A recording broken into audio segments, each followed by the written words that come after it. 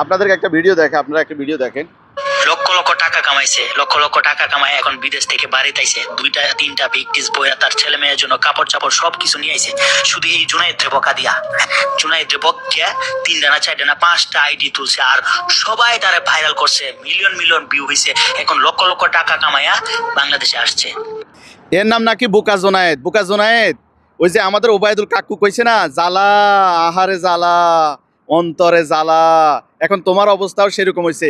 একজন প্রবাসী ভাই 2 বছর পরে বাড়িতে আসছে, সে তার সন্তানের জন্য পরিবারের জন্য লাগেজ ভরে মালসামান আসছে, আর এটা দেখি তোমার অন্তরে জ্বালা হচ্ছে।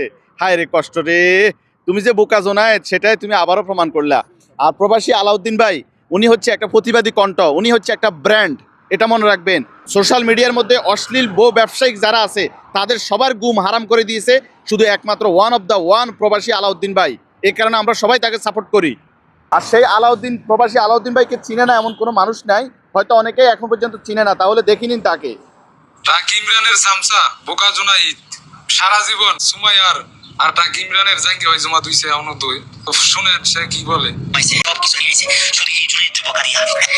শোন বউ ব্যবসায়ীর তাল, বোকা দিছি না, তোরদেরকে বুঝাইতে চাইছি যে অশ্লীলতার পথ থেকে আল্লাহর পথে ফিরে আয়। আর প্রবাস থেকে আইছি 2টা 3টা বিক্কিস বইরা মাল সামানা নিয়ে